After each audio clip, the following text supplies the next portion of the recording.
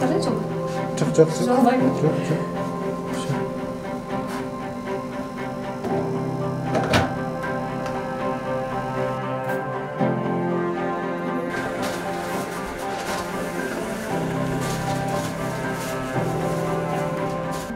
Мен Баткен областының Лелик районының шаарынан болом.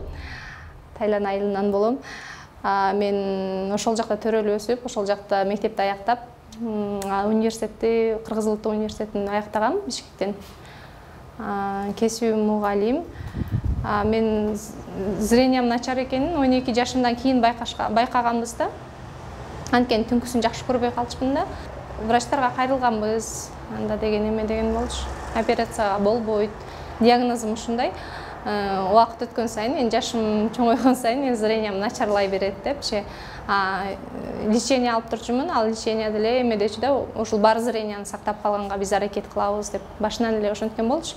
Же ошол сөздөрдү уккан үчүнбү, мен башынан эле даяр болчумун да. Бирок кыйналчумун аябайчы. Неге мен ушундай көрбөй калам депчи, неге мындай болушум керек деп.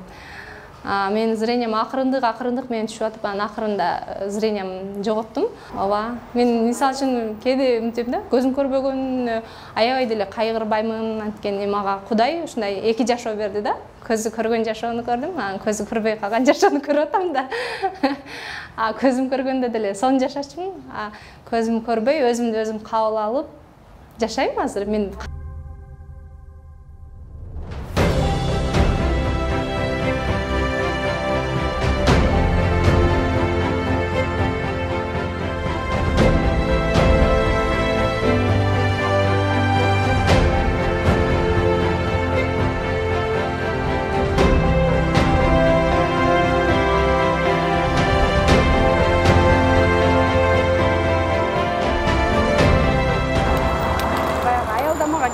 Кандай кыйынчылыктар болот жолдон? Кыйынчылыктар тротуарлардын тегиз эместиги, чуңкурчалардын көптүгү эле болбосо, мисалы үчүн жан жагында көлчүктөр болуп калат. Анан шашып атканыңда бир аз эле кыйналбасам, аябай деле кыйынчылыгы жок. Негизи бизге ушу тротуарлардын тегиз, түз болгону жакшы да. Бүт стандарт менен болсо жакшы болмок, бордюрлары менен ориентир алганга жакшы да, ыңгайлуу бизге. Мен күндө ушул жолду басам.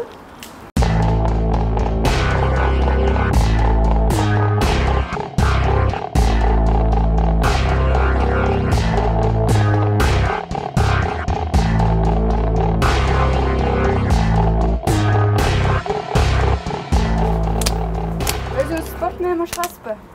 Ооба, чуркаганды аябай жакшы көрөм. Чуркаймын. Ооба. Жалгыз чуркайсызбы же кандай? Жок. Эме волонтерлор бар, сопровождающий менен чуркайбыз. Чогуу тренировка кылабыз алар менен. Забегтерде чогуу чуркайбыз. Биринчи келген учурлар болдубу? Ооба. Андайлар көп эле болгон.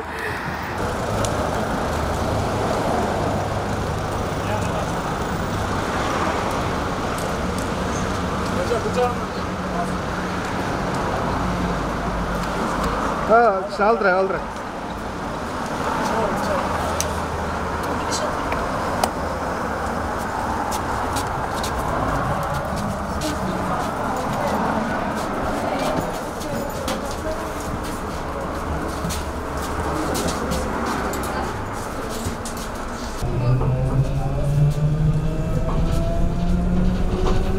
Ошол жерге отуруңуз, бер жакка кичине берип.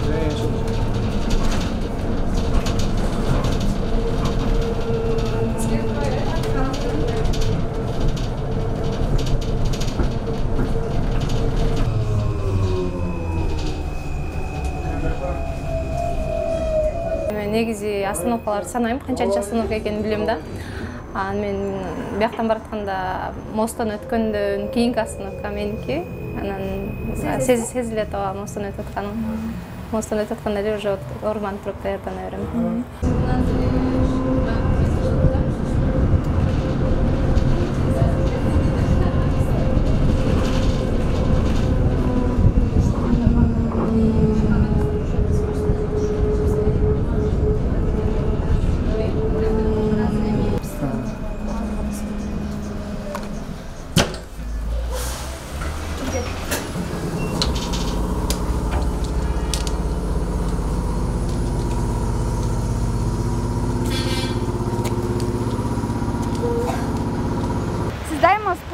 айланып жүрөсүзбү да? Ооба, бул эмнеге эмеге байланыштуу десем де болот да. Мисалы үчүн биздин тротуарларга, жолдоргочу. Мен деле мисалы үчүн көйнөк кийип, аябай жакшынакай жүргүм келет. Бутума башка бут кийим кийип, каблук кийип, мисалы үчүн. Ооба. Негизи жанымда жардамчы кыз бар. Бүгүн суранып кеткенине байланыштуу. Бүгүн азыр мен жалгызмын.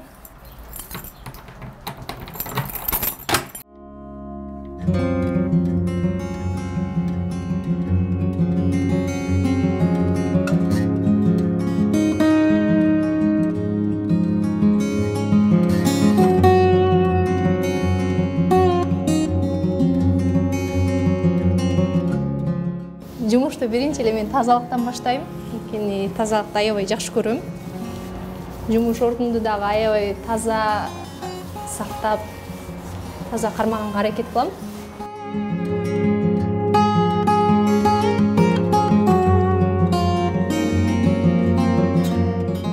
Анан бул жакта болсо эме бар. Камыр жууруган машинка бар. Бул 8 килограммга чейин. Кайрымдуулук фонду тарабынан ошо арабтар алып беришкен. 8 жыл мектепте мугалим болуп иштегем. Аябай жакшы көрөм өзүм мугалимдик кесиптичи. Ден соолугума байланыштуу мугалим болуп иштөө мен үчүн кыйынчылыкты көп туудурду да. Анткени документация менен иштеп, ар бир бала менен индивидуально иштесең, жеке иштесең ар бир бала менен, анда иштөө мен үчүн оңой эле да. Бир класстагы окуучунун саны аябай көп да. Көп балага мен сабак берип, үйрөтүп, ар бирине жетишүү мен үчүн кыйынчылыкты көп туудурду. Анан мен ойлоно баштадым. Кандай жумуш мен үчүн ыңгайлуу, мен мындай ден соолугунан мүмкүнчүлүгү чектелген адам үчүн көз жагынанчы. Мен негизи эле мынтип ойлогом, башында компьютерди, смартфонду жакшы үйрөнсөм мен мектепте эле иштеймин го депчи. Бишкекке болсо 2018-жылы март айында келгем. Кыргыз Азиздер Федерациясында 6 ай реабилитационный тренингти аяктадым. Проблеманы, мисалы үчүн, кандай кабыл алсаң, ошондой өтөт экен да. Мен мисалы үчүн көзү көрбөгөндүктү бул аябай чоң бир трагедия катары кабыл алсам, мен ушул нерсени анда ошол мен үчүн, менин жашоом үчүн, менин жакындарым үчүн, бардыгы үчүн трагедия болмок да. Мен болсо тескерисинче бул проблема эмес, бул кандайдыр бир өзгөчөлүк катары кабыл алдым. Ошон үчүн мен үчүн жеңилирээк болду деп ойлойм. Анан мындай да, маңдайыма жазганы ушул болуш керек. Анан эгер мага ушул нерсе буйруган болсо, анда бир нерселер себеп боло эле ушул нерсе болот да барбирчи. Эгер мен өзүм көзүм кайра көрүп, зрениям калыбына келе турган болсо, анда деле кандайдыр бир себептер негизинде мага жараткан бир жолдорду көрсөтүп, кайра зрениямды берип коймок да. Мен көзүм көрбөгөндүктө ошо кандайдыр бир эме катары эле кабыл алам. Өзгөчөлүк катары элечи.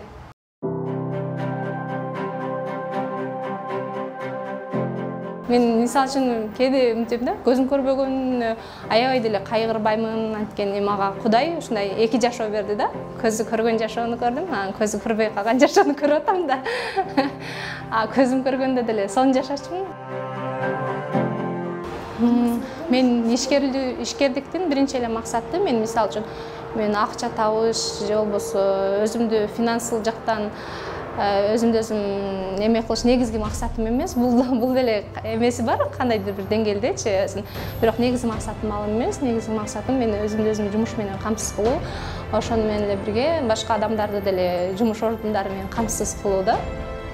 Ден соолугунан мүмкүнчүлүгү чектелгендерге гана эмес, ден соолугу сой жүргөн адамдарга деле жумуш ордун берип, элге пайдасы тийсе дейм да. Мисалы үчүн эң негизги максат ошол да. Мисалы үчүн азыр мен пельмень, вареники, чучвара жасап атам.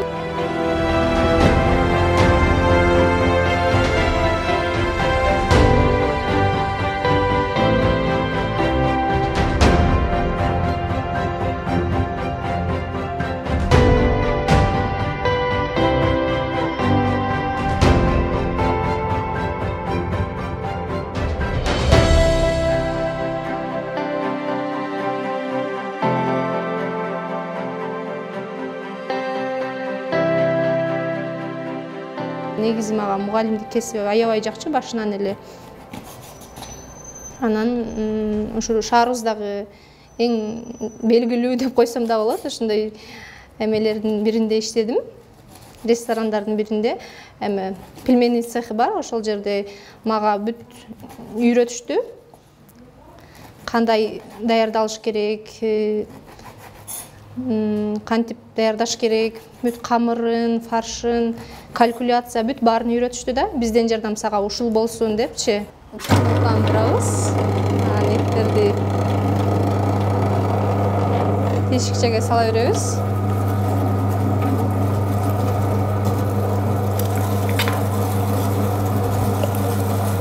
Даже мага деген ошол иштеген жеримде жана касап байкелерчи, мясник байкелер дагы бүт эмени үйрөтүштү да, кантип өткөрүш керек, кандай болгондо кандай эт тандаш керек, ошондон бери үйрөтүштү да. Мен негизи эки жерде иштеймин.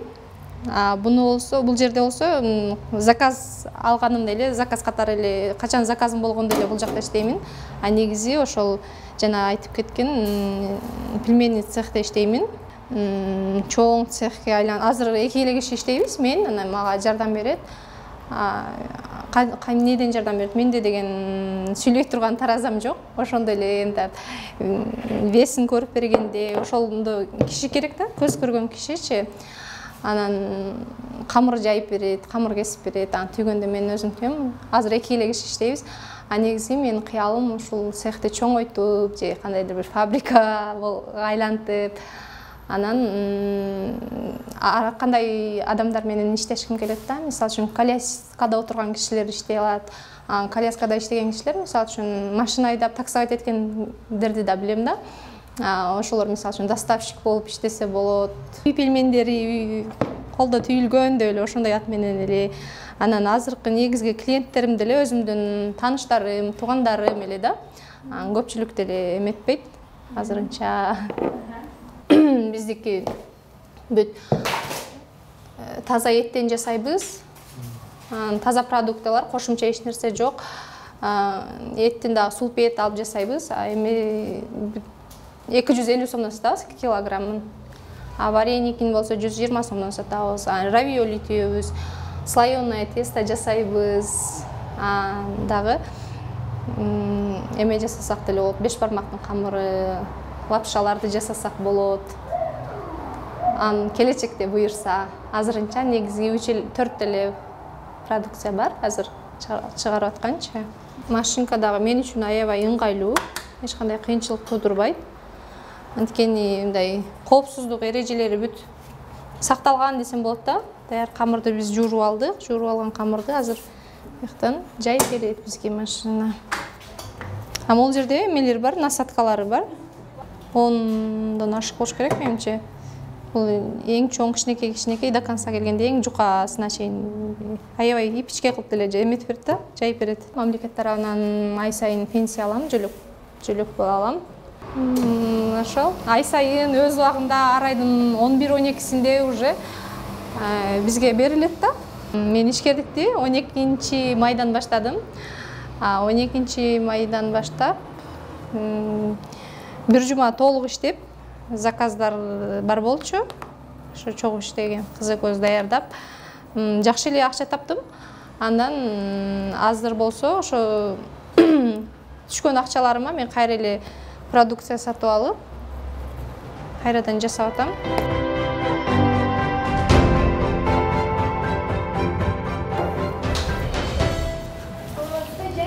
Саламат, жакшы, рахмат, кандайсың? Кечке көздөштүк эле пельмени заказ кылдым. Ооба. 2 килограмм. Ооба, даярдап койгом. Кайсы?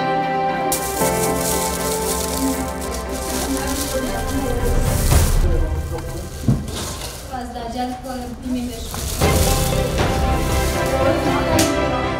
Рахмат эже. Жакшы, рахмат, силерге аш болсун. Эл тургула.